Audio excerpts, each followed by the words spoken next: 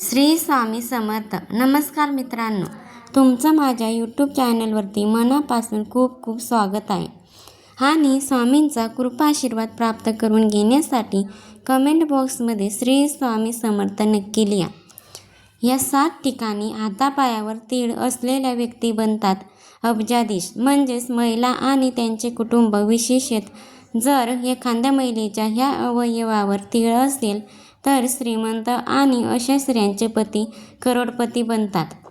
तसेच आपल्याला कळेल की महिलेच्या कोणत्या भागावर तीळ असणे हे सूचित करते की स्त्रीला मुलगा होईल. आणि स्त्रीची कोणती लक्षणे सांगतात की तुमच्या घरातील स्त्री तुमच्यासाठी भाग्यवान आहे. मित्रांनो, आजचे व्याख्यान त्यांच्यासाठी खूप खास आहे जे शरीरावरील खवले हे शब्द एक लहानसे चिन्ह मानतात. पण खरं तर हे खवले आपल्याला आपले नशीब, निसर्ग आणि जीवनाची दिशा देखील सांगत असतात.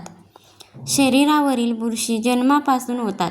जर कोणाच्या गालावर काही खवले असतील तर कोणाच्या कपाळावर, कोणाच्या छातीवर तर कोणाच्या पोटावर काही खवले हे आपल्यासाठी खूप शुभ असतात आणि जीवनात संपत्ती, यश आणि नशिबाचे दरवाजे उघडले जातात. काही मोल्स देखील आहेत जे समस्या दर्शवतात. प्राचीन काळापासून सागरी विज्ञानात शरीराच्या तिळाचे महत्त्व सांगितले गेले आहे. चेहऱ्याची रचना, बोलण्याची पद्धत, चेहऱ्याची वैशिष्ट्ये आणि शरीरावर केलेल्या खुणा हे पाहून हे शास्त्र व्यक्तीच्या संपूर्ण आयुष्याबद्दल सांगतोय.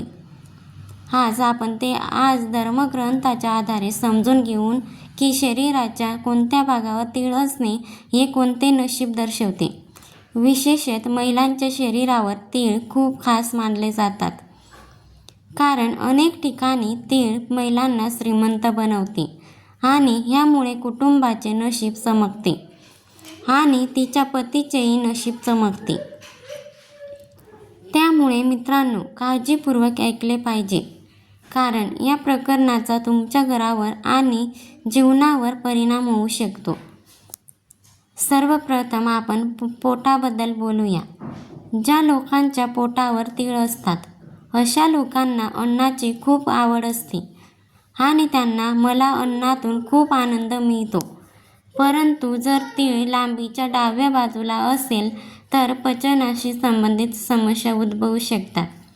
आणि जर तीळ नाभीच्या अगदी खाली असेल तर लैंगिक रोगाची शक्यता सांगितली गेली आहे. नाभी किंवा नाभीभोवती तीळ असणे ही स्त्रियांसाठी खूप शुभ मानले जाते. अशा महिलांना जीवनात संपत्ती, आदर आणि आनंद मिळतो आणि ते कधीही दुःखी नसतात. परंतु नाभीच्या वर अशुभ मानले जाते. हे व्यक्तीच्या दुर्दैवाकडे आणि संघर्षाकडे निर्देश करते. आता गालावरील तिळाकडे येऊया. जर एखाद्या व्यक्तीच्या उजव्या गालावर तीळ असेल तर तो खूप शुभ मानला जातो. असे लोक भाग्यवान असतात. तुम्हाला नेहमी मेहनतीचे फळ मिळते आणि पैशांची कमतरता भासणार नाही. हे लोक त्यांच्या जीवनसाथीदाराशी खूप निष्ठावान असतात आणि नाते दीर्घकाळ चालू ठेवतात. परंतु जर तीळ डाव्या गालावर असेल तर अशी व्यक्ती थोडी अधिक महाग आहे आणि पैसे कमी वाचू शकते. तुम्हाला तुमच्या खर्चावर थोडा संयम ठेवण्याची गरज आहे. कपाळावर तिळाचे महत्त्व देखील सागरी विज्ञानात विशेषतः नमूद केले आहे. जर कपाळावर उजव्या बाजूला तीळ असेल तर ती व्यक्ती प्रगतीच्या मार्गावर नेहमीच पुढे असते. अशा लोकांचे नशीब कधीही नाहीसे होत नाही आणि ते त्यांच्या मेहनतीद्वारे जीवनात मोठ्या उंची गाठतात.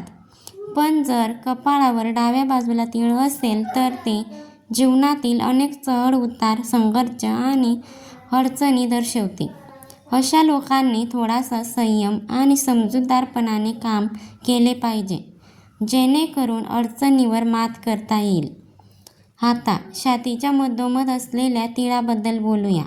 व्यक्तीच्या छातीच्या मध्यभागी तीळ असणे खूप शुभ मानले जाते. अशा लोकांवर माता लक्ष्मीची विशेष कृपा राहते. ते संपत्तीने समृद्ध असतात आणि त्यांच्या जीवनात सर्व काही पैसा, सुख, सोयी आणि प्रतिष्ठा मिळते. समाजात त्यांची एक वेगळी ओळख आहे आणि ह्या व्यक्ती त्यांची कामे पूर्ण समप्रमाणे आणि भक्तिभावाने पार पाडतात. अशा लोकांमध्ये त्यांच्या योजना यशस्वी करण्याची आणि जीवनात उच्च पदावर पोचण्याची क्षमता असते. आता पुढे आहे का? ही तिळाची छोटीशी दिसण्यात क्षुल्लक वाटू शकते, परंतु सागरी विज्ञानातील खूप खास मानले गेले आहे. असे म्हटले जाते की ही तीळ केवळ एखाद्या व्यक्तीचे स्वरूप आणि नियतीबद्दल सांगत नाही, तर जीवनात आनंद आणि दुःखाची चिन्हे देखील देतो. आता प्रथम त्या लोकांबद्दल बोलूया जे नियोजनात तज्ज्ञ आहेत. असे लोक जे काही विचार करतात ते पूर्ण पद्धतीने विचार करतात आणि प्रत्येक पायरी समजून घेऊन त्यांचे काम पूर्ण करतात. आता 5व्या क्रमांकापर्यंत परत जाऊया. असे मानले जाते की ज्या स्त्रियांच्या पाठीवर तीळ असते त्यांचा स्वभाव अतिशय प्रेरणादायी असतो. या महिला देखील मेहनती आहेत आणि नशीब देखील त्यांना खूप साथ देते. असे लोक खूप पैसे कमावतात. हे लोक मुक्तपणे खर्चही करतात. पण मजेची गोष्ट म्हणजे त्यांचा पैसा कधीही संपत नाही आणि जर एखाद्या महिलेच्या डाव्या हातावर तीळ असेल तर तिला बालसुख आणि संपत्तीचा आशीर्वाद मिळतो. त्याचवेळी उजव्या हातावर तीळ असणे हे एक लक्षण आहे की ती महिला भविष्यात खूप श्रीमंत होईल. म्हणजेच तीळ जितका लहान असेल तितका त्यांचा प्रभाव जास्त असेल. 6वा क्रमांक आहे का? हे एक अतिशय शुभ चिन्ह मानले जाते. ज्या लोकांचा कानावर तीळ असतो त्यांना नेहमीच नशिबाचा आधार मिळतो.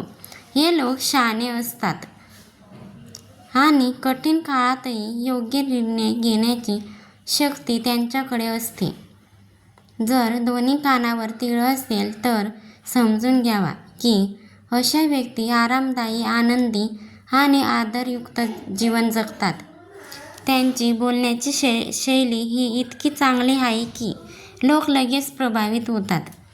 आणि जर डाव्या कानावर तीळ असेल तर ते चांगल्या आणि यशस्वी विवाहाचे लक्षण मानले जाते. म्हणजेच कानाचे तीळ हे थेट नशिबाचे लक्षण आहे. हाताच्या तळव्यावर क्रमांक 7. तर हातामध्ये तिळाचे अनेक खोल रस्ते देखील आहेत. अंगठ्याच्या खालच्या भागाला व्हीनस माउंटन म्हणतात. ज्यांच्या हाताच्या तळव्यावर तीळ आहे त्यांना मोठे यश मिळवणारे लोक मानले जाते. प्रत्येक वळणावर नशीब त्यांना साथ देते. पण जर तीळ अंगठ्यावर असेल तर असे लोक खूप मेहनत घेतात, पण त्यांची नावे आणि ओळख बऱ्याच काळापासून विसरली गेली आहे. हत्तीच्या आकाराप्रमाणे ते खूप भाग्यवान मानले जातात. अशा स्त्रिया त्यांच्या पती आणि कुटुंबाच्या आनंदाची गुरुकिल्ली असतात. त्यांच्या उपस्थितीमुळे जीवनात आनंद, समृद्धी आणि यश येते. अशा मुली आणि स्त्रिया खूप भाग्यवान मानल्या जातात. ज्यांच्या उपस्थितीमुळे घरात आनंद आणि समृद्धी राहते. असे म्हटले जाते की काही स्त्रियांना जन्मापासून असे दैवी भाग्य असते की ते बाहेर पडतातच सगळीकडे आशीर्वाद, शांती आणि आनंद वाढू लागतो. आता दुसऱ्या क्रमांकाबद्दल बोलूया. ज्या मुलींचे कपाळ स्वच्छ आणि सरळ आहे आणि सिंदूर लावण्याच्या ऐवजी थोडे वर उचललेले आहे त्यांना खूप शुभ मानले जाते. अशा मुली त्यांच्या पतीसाठी नशीबवान बनतात आणि असे मानले जाते की त्यांच्या आगमनाने पतीचे जीवन सुरक्षित आणि आनंदी राहते. जर एखाद्या मुलीचे केस इमारतीसारखे गडद आणि हलक्या जन्मकुंडलीसारखे कुरळे असतील तर ते खूप शुभ मानले गेले आहे. असे केस केवळ सौंदर्य वाढत नाहीत तर ते नशिबाचे लक्षण देखील आहे. काळे, कुळकुळीत, मऊ आणि मऊ केस असलेल्या मुलींनाही संस्कृत आणि शुभ मानले जाते. परंतु शास्त्र असेही सांगते की जर ते खूप दूर असतील तर ते अधिक दूर दिसतात आणि त्यांचा आकार धनुष्यासारखा खालील झुकलेला असेल तर ते शुभ मानले जात नाही. अशा सुनांना सामान्यत कमी नशिबाचे लक्षण मानले जाते. चेहऱ्याचा आकार त्या व्यक्तीचे भवितव्य देखील सांगतो. आता तिसरा नंबर वर येऊन ज्या मुलींचे तळवे स्वच्छ मऊ आणि घामाशिवाय असतात त्यांना खूप शुभ आणि लग्नासाठी चांगले मानले जाते. त्यांच्या तळव्याचा पोत स्वतःच सांगतो की आनंद, आदर आणि वैवाहिक जीवन त्यांच्या नशिबात लिहिलेले जात आहे. तर नखे गुळगुळीत, गोल, हलकी आणि तांब्यासारखी चमकणारी असतील तर ती देखील अत्यंत शुभतेची चिन्ह आहेत. शास्त्रानुसार ज्या स्त्रियांचे केस लांब, जाड आणि रेशमी जाड असतात त्यांना पद्मिनी म्हणतात. ती एक अतिशय विशेष आणि प्रतिभावान महिला आहे. लांब, सुंदर केस केवळ सौंदर्य वाढवत नाहीत तर ती नशिबाचे लक्षण देखील आहे. त्याच वेळेच्या मुलींचे मान लांब, सुंदर आणि संतुलित आहे. त्यांना खूप शुभ मानले जाते. अशा मुलींमध्ये समृद्धी आणि वैभवाची कमतरता नसते. ते घरात आनंद आणि समृद्धी वाढवतात आणि पतीचे भाग्यही उजळवतात.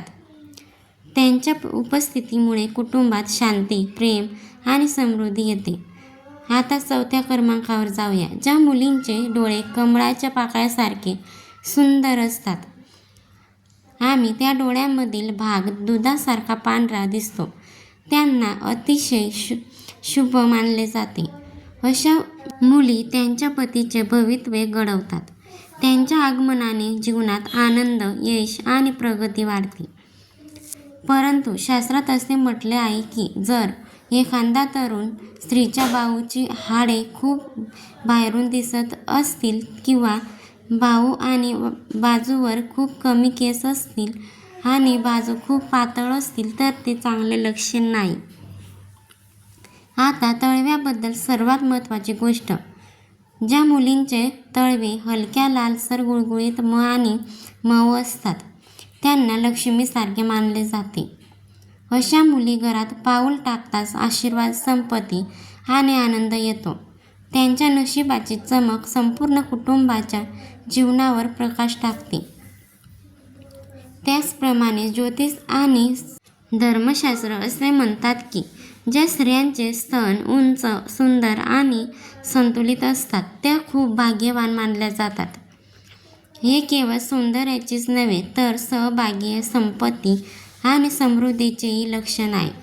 अशा स्त्रिया त्यांच्या पतीच्या जीवनात यश आणि आदर आणतात. त्याचबरोबर राहणाऱ्या माणसांचे घर, कारकीर्द आणि जीवन हे सर्व मजेत राहते. या व्यतिरिक्त ज्या मुलींच्या मांड्या मजबूत आणि स्नायूयुक्त असतात त्या देखील खूप विलासी मानल्या जातात. अशा स्त्रियांच्या नशिबात पतीला चांगले घर आणि आरामदायी जीवन सहजपणे मिळते. त्यांचे व्यक्तिमत्व इतके मजबूत आणि प्रभावशाली आहे की त्यांच्या घरात स्थिरता, शांतता आणि समृद्धी आपोआपच वाढते.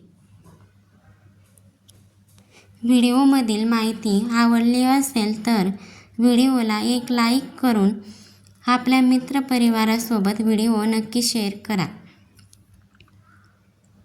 आणि आपल्या चॅनलवरती नवीन असाल तर चॅनलला सबस्क्राईब करा. श्री स्वामी समर्थ. जय जय स्वामी समर्थ. धन्यवाद.